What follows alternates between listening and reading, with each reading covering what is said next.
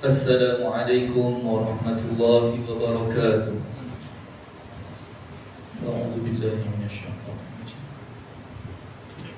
Alhamdulillahil qail was-samaa'i dzatil buruj wal yawmil maw'ud wa syahidin wa mashhud.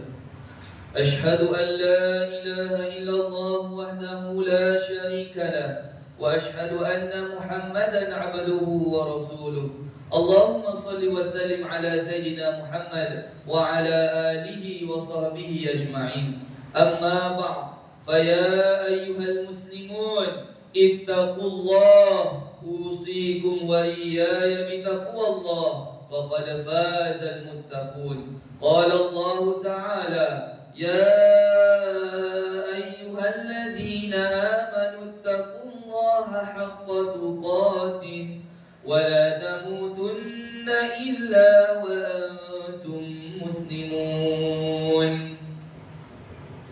Muslimin dan dirahmati Allah sekalian, saya menyuruh agar kita bersama-sama meningkatkan ketakwaan kita kepada Allah Subhanahu wa Ta'ala dengan melaksanakan segala perintahnya dan meninggalkan segala perkara yang dilarangnya. Semoga kita beroleh dan diberi kebahagiaan, kejayaan di dunia dan di akhirat.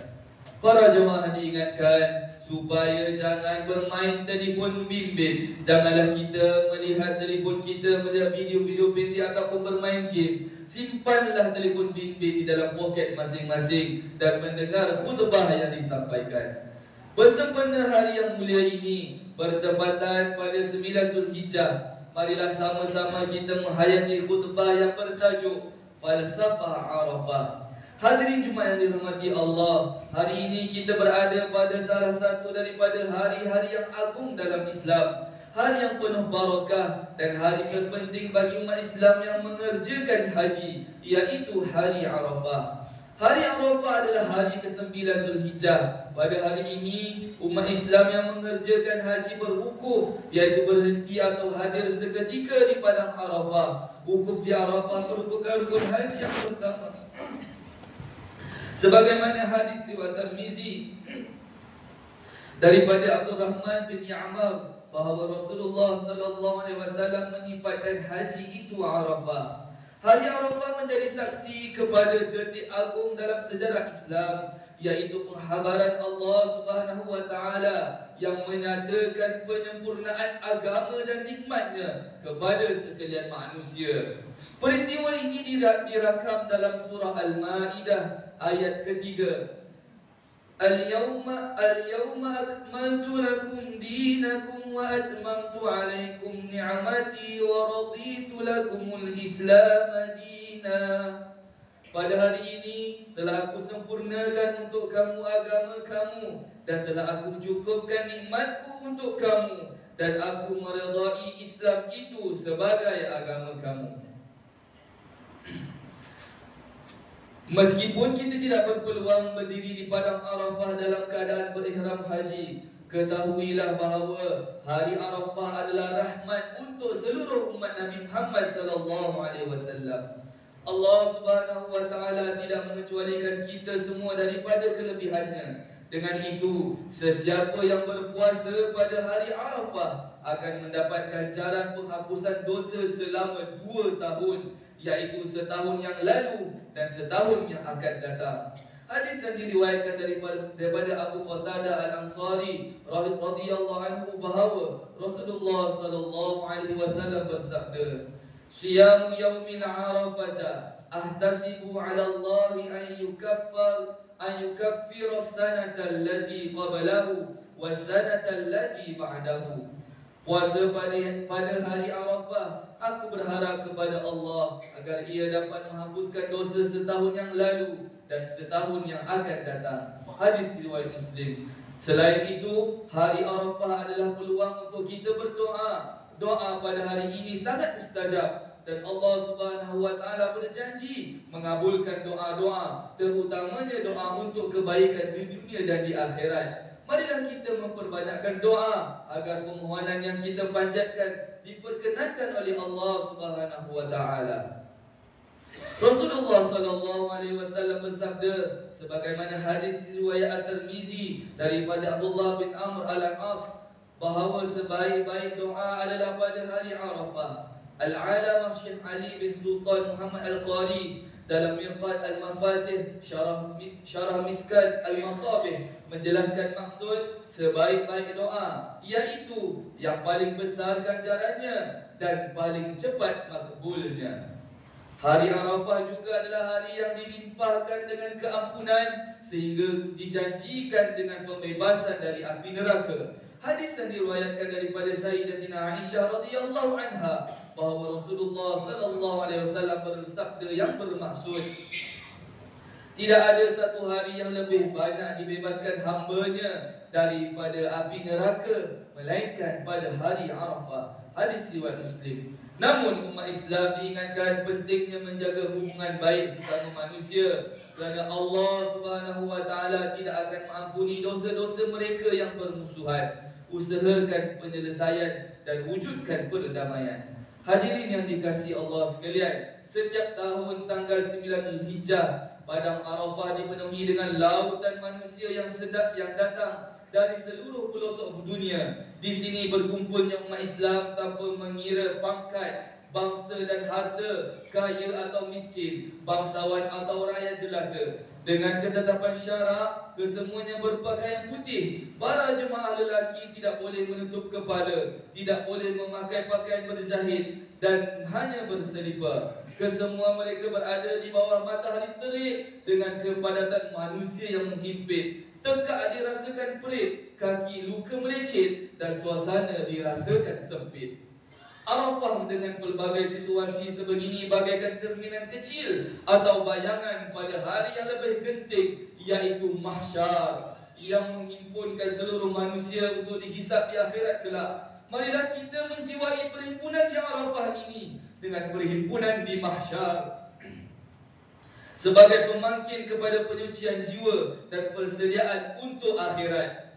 Terdapat beberapa aspek besar yang perlu dihayati bersamanya. Antaranya, pertama, iaitu kepatuhan dan keinsafan. Di Arafah, para jemaah hadir patuh berpakaian seragam putih, tanpa jahitan dan tanpa perhiasan dunia. Sedarlah bahawa persamaan ini hanya dapat diwujudkan dengan perintah serta hukum Allah Subhanahu wa taala. Hakikatnya perhimpunan di Arafah mengajarkan supaya merendahkan diri, meninggalkan keangkuhan dan menginsafi diri. Sesungguhnya semua manusia akhirnya akan kembali kepada Allah Subhanahu wa taala dalam keadaan sehelai sepinggang. Hanya amalan yang menentukan kebahagiaan atau kecelakaan. Kedua ialah ketakutan dan kebimbangan. Di Arafah, tangan-tangan diangkat memohon keampunan, air mata mengalir berlirangan dan wajah-wajah tunduk penuh keinsafan. Di mahsyar, manusia menangis bukan lagi dengan harapan, namun kerana ketakutan dan penyesalan. Takutnya manusia ketika itu sehingga lari daripada saudaranya, ibunya dan bapanya, isteri dan anak-anaknya. Masing-masing tidak peduli kecuali terhadap dirinya. Di mahsyar keadaan sangat dahsyat lagi menggusarkan. Manusia ketika itu tidak lagi malu atau peduli tentang keadaan mereka yang tidak berpakaian, kerana masing-masing diliputi kebimbangan dan yang bersangatan terhadap nasib diri sendiri di hadapan Allah Subhanahu wa taala. Hadis yang diriwayatkan daripada Sayyidatina Aisyah radhiyallahu anha bahawa Rasulullah sallallahu alaihi wasallam bersabda, "Tuhsyaruna hufatan uratan ghurlan." Kamu semua akan dihimpunkan pada hari kiamat dalam keadaan tidak berkasut, telanjang dan belum berkhatan. Sedarlah bahawa doa di Arafah masih lagi mempunyai peluang penerimaannya. Sebaliknya di mahsyar hanya perhitungan yang menatijahkan pembalasan. Mahsyar adalah hari ketakutan yang di luar bayangan, huru-hara yang melumpuhkan dan kebimbangan yang melampau. Ketiga, peluang dan harapan. Penantian di Arafah dengan kepayahan hanya beberapa waktu sahaja. Ketika di mahsyar, manusia akan terkejut apabila menyedari betapa singkatnya tempoh kehidupan di dunia. Puluhan tahun di dunia bagaikan sehari atau setengah hari sahaja. Lamanya manusia menanti hisab di mahsyar, berdiri tanpa duduk, tanpa makanan dan tanpa naungan, sehingga kan manusia terdesak merayu agar hisab dipercepatkan, walau tahu nasibnya mungkin ke neraka.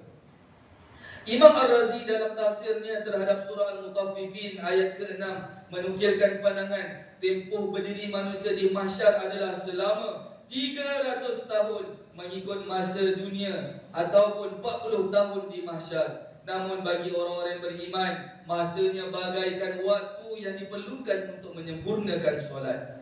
Hadirin Jumaat yang dirahmati Allah, mengakhiri khutbah pada hari ini, marilah kita bersama-sama menghayati dan mengambil pengajaran seperti berikut. Pertama, umat Islam hendaklah memahami bahawa manusia dengan pelbagai kedudukan darjat dan harta tiada bezanya di sisi Allah Subhanahu wa taala kecuali mereka yang bertakwa dan beramal soleh. Kedua, umat Islam hendaklah menyedari bahawa perhimpunan Arafah di dunia mengingatkan kita dengan perhimpunan di mahsyar di akhirat kelak. Kesusahan, keperitan dan kesengsaraan di dunia hanya sementara, dan dengan itu usahakan agar kita memperoleh kesenangan, kejayaan dan kebahagiaan di akhirat yang kekal abadi. Ketiga, umat Islam hendaklah berusaha menghidupkan hari-hari mulia di sisi Allah Subhanahu wa taala dalam bulan Zulhijjah, iaitu pada hari Arafah, hari 9 Zulhijjah iaitu pada hari ini, kemudian hari raya Korban 10 Zulhijjah, kemudian pada hari-hari tasyrik iaitu 11, 12 dan 13 Zulhijjah dengan zikir dan ibadah. A'udzu billahi minasyaitonir rajim. وأنذر به الذين يخافون أن يحشروا إلى ربهم ليس لهم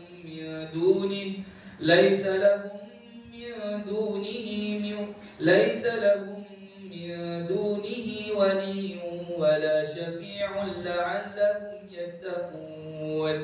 Dan berilah amaran dengan Al-Quran itu kepada orang yang takut akan dihimpunkan di hadapan Tuhan mereka, yakni pada hari kiamat, sedangkan mereka tiada pelindung dan pemberi syafaat selain Allah Subhanahu wa taala agar mereka bertakwa. Surah Al-An'am ayat 51. Barakallahu li wa lakum fil Qur'anil 'azim wa nafa'ani wa iyyakum bima fihi minal ayati wa dzikril hakim wa taqabbala minni wa minkum tilawata innahu huwas samiul 'alim. Aqulu qawli hadza wa astaghfirullahal 'azim li wa lakum wa lisairil muslimina wal muslimat fastaghfiruhu innahu huwal ghafurur